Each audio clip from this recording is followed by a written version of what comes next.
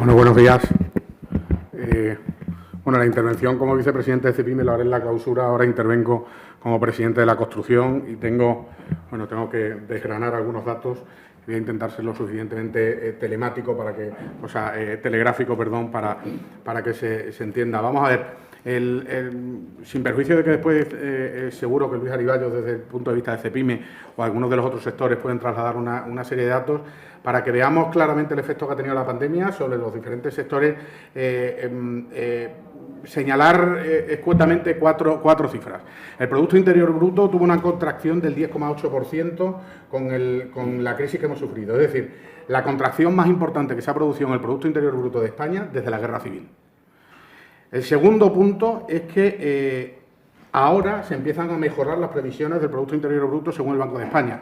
Subirá un 6,2 este año, 5,8 en el año 2022 y un 1,8 para el año 2023. Es decir, estamos viendo, según las cifras que nos están arrojando, pues una montaña rusa de la economía y que va a ser irregular según los sectores de los que estemos hablando. El número de trabajadores que están dentro de un expediente de regulación de empleo son 573.000 trabajadores. Que esos 573.000 trabajadores se encuentran en la cuerda floja. No se sabe cuando terminen los ERTE si van a tener trabajo o van a tener que reconvertirse a otra profesión o en otros sectores productivos. Y la creación de empleos públicos han sido los que han conseguido mantener la cifra de desempleo en una cifra que no sea especialmente catastrófica. Es decir, esa anestesia que se ha hecho con el empleo público también hay que ponerlo sobre la mesa, porque en muchas ocasiones vemos que el empleo no ha tenido la caída que se esperaba, pero sí lo ha sufrido. En tema de impacto de empresas, y por ceñirme al título que se han planteado, España tiene ahora mismo casi 90.000 empresas menos, y de las 90.000 empresas menos, más de la mitad son microempresas de un solo trabajador y más de 20.000 entre 2 y 5 trabajadores. Más de 15.000 empresas tenían hasta 50 empleados. Es decir, se ha cebado especialmente con las pymes. Y el impacto de los autónomos es peor todavía. Las malas perspectivas, según las encuestas que se han hecho, es que hay 300.000 autónomos que prevén que van a cerrar durante el año 2021. Es decir, la situación que Javier estaba narrando sobre la Segunda Guerra Mundial es similar a la que hemos vivido en estos días. Sin embargo, tenemos que hablar del sector de la construcción. Y el sector de la construcción, bueno, esta es la primera buena noticia que se puede tener. El sector de la construcción en el año 2007-2008, y también quiero atarlo con el discurso de Javier, en el año 2007-2008 se produjo una crisis financiera que tuvo efectos en el sector de la construcción. No fue una crisis del sector de la construcción, no fue una crisis del ladrillo, fue una crisis financiera que afectó al sector de la construcción y pasamos de alrededor de 2.800.000 trabajadores a 800.000 trabajadores. Es decir, fue una caída importantísima. En el mes de marzo del año pasado, la economía funcionaba razonablemente bien, pero se produjo una crisis sanitaria que afectó a la economía y lo que se produjo es una caída importante en el empleo del sector de la construcción. Pero la flexibilidad, la capacidad de adaptación que tiene esa cursilería que no diría Cervantes de la resiliencia, hizo que el sector de la construcción pudiese recuperarse en el mes de noviembre de este año, y en el mes de noviembre ya hemos recuperado cifras anteriores a la crisis que se había sufrido con el parón o con el cierre que se había producido. Y a día de hoy tenemos ya 1.300.000 trabajadores. 1.300.000 trabajadores que previsiblemente superarán los 2 millones de trabajadores a finales de este año, principios del que viene, si se empiezan a cumplir lo que nos han dicho que va a haber. Por una cosa muy simple. Es decir, los fondos europeos, estos fondos Next Generation, si le aplicamos el principio de que la visión sin ejecución es alucinación, tenemos un problema. Es decir, hasta ahora nos han dado una visión, ahora hay que poner la ejecución, porque si esto no se ejecuta será una alucinación. Y creemos que estos fondos europeos, la llegada de fondos europeos de los 70.000 billones sin contraprestación y los 70.000 billones que van a venir con algún tipo de interés, es una situación especialmente importante para algunos sectores productivos que así lo necesitan. Y hay que tener en cuenta que la inmensa mayoría de los fondos europeos al final acabarán o pasarán por el sector de la construcción, porque de esos 70.000 millones estamos hablando de economía circular, en la que, si estamos hablando de desaladoras, depuradoras o plantas de reciclaje, pasan por el sector de la construcción, nuevas formas de economía, energía fotovoltaica, eólica, pasan por el sector de la construcción. La nueva digitalización 5G, etcétera, esas regatas e infraestructuras las hace el sector de la construcción. El potenciar el sector turístico lo hará el sector de la construcción con rehabilitación, y todo ello con independencia de lo que ha caído directamente al Ministerio de Transportes, en el que claramente se ve la regeneración urbana o las nuevas formas de movilidad que caen en el sector de la construcción, y dentro de esos ministerios consideramos que incluso se podrán llegar a crear cerca de 500.000 empleos solo con lo que se le atribuye a ese ministerio. Por lo tanto, y centrándome en lo que es el sector de la construcción, oportunidades que tenemos desde el sector de la construcción, una enorme flexibilidad, es decir, el diálogo social, nuestro convenio general, la capacidad de las empresas de adaptarse a las especiales circunstancias que están sufriendo en un determinado momento ha hecho que hayan crecido 13,8% el número de empresas creadas y que el empleo esté recuperándose gracias al sector de la construcción, y esa flexibilidad hace que, utilizando intensivamente mano de obra, podamos recuperar las cifras de desempleo que actualmente tenemos encima de la mesa y las que nos vienen por parte de los expedientes de regulación de empleo. También hay que tener en cuenta la rapidez que tiene el sector de la construcción de adaptarse a las nuevas circunstancias. Como he señalado antes, desde el mes de marzo a noviembre recuperamos las cifras previas a la crisis, con lo cual en escasos 6 meses hemos recuperado todo el daño que se produjo con la paralización de la economía. Y hay que tener en cuenta que tenemos una estabilidad importante marcado por un convenio general del sector de la construcción, por una regulación de la subcontratación o con una fundación laboral de la construcción que puede dar formación a 90.000 trabajadores y que actualmente pues la tenemos dispuesta para crear profesionales en nuestro sector productivo. En cambio, y si es importante decirlo ahora, hay que hablar de los riesgos que tenemos. Y bueno, el primer riesgo ya lo hemos trasladado, es la necesidad de mano de obra cualificada. Es importantísima la formación para el sector de la construcción, y ya decía Henry Ford que hay algo más caro que formar a un trabajador y que se te vaya, y es que no lo formes y se te quede. Y ese es un principio que tenemos en el sector de la construcción, que es necesario formar a los trabajadores del sector, que tenemos una universidad en el sector de la construcción, que es la Fundación Laboral, y que formando a los trabajadores crearemos riqueza.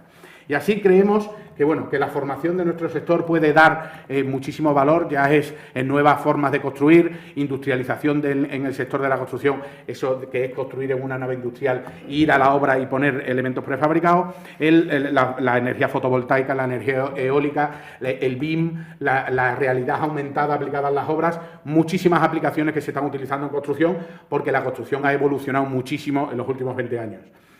Otro riesgo que tenemos ahora mismo es las posibles reformas laborales que se pueden plantear. Es decir, el tocar el contrato fijo de obra del sector de la construcción es una auténtica locura. Así lo vemos, ya no el contrato de obra o servicio determinado, sino el contrato fijo de obra específico del sector de la construcción.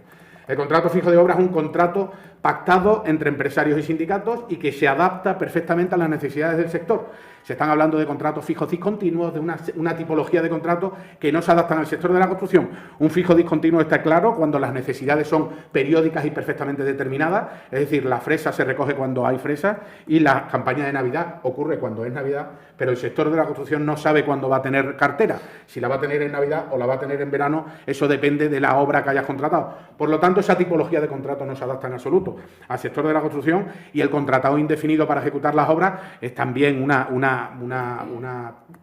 auténtica ilusión, porque claro, si cada vez que terminamos una obra tenemos que establecer un expediente de regulación de empleo o liquidar una empresa, el expediente de regulación de empleo va a cargar los tribunales para poder liquidar a los trabajadores que terminan una obra, y en el caso de liquidar las empresas, en la carga que se le va a producir burocrática para los tribunales e incluso para el Fogasa es absolutamente desproporcionada. Por eso venimos insistiendo que el contrato fijo de obra es un contrato que quieren empresarios y sindicatos del sector y debería quedarse como está.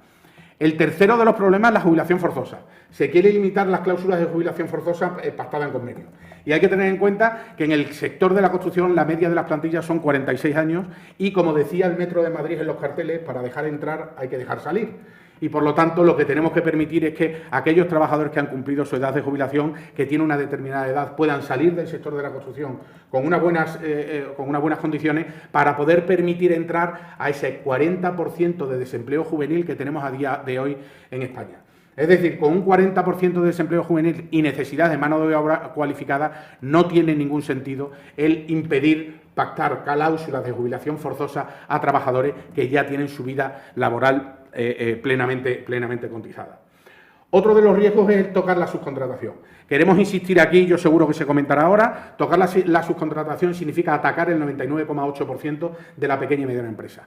La pequeña y mediana empresa es especializada y es una empresa dinámica. El limitar la subcontratación puede llevarnos a crear macroempresas que yo creo que en una economía de mercado no es deseado por la mayoría de los agentes que intervienen en el sector de la construcción, en el sector económico, perdón.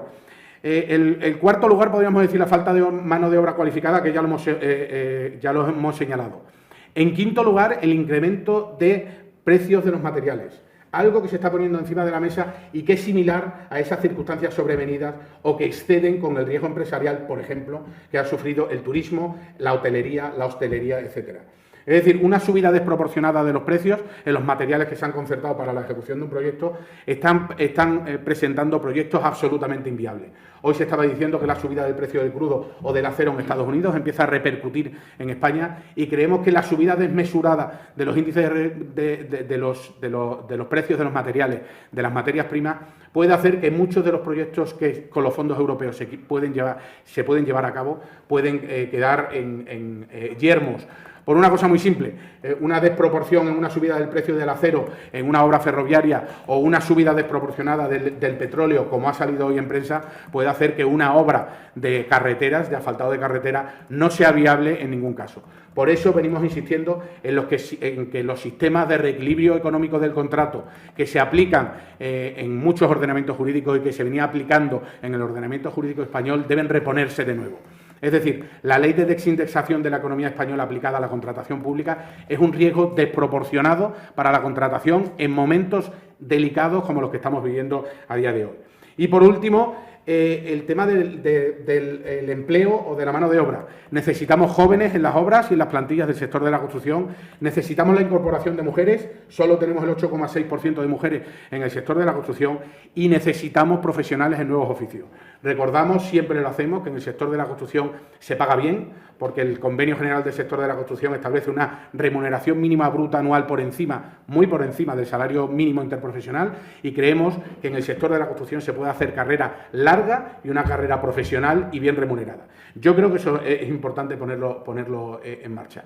Es cierto que hay cosas que deberíamos haber hecho bien hace algunos años, pero un proverbio chino dice que el mejor momento para plantar un árbol fue hace 20 años. Y también dice que el segundo mejor momento para plantar un árbol es a día de hoy. Por eso yo creo que a día de hoy lo que tenemos que hacer es plantar un árbol, empezar a formar a gente y que creemos que el sector de la construcción otra vez será quien tire de la economía española.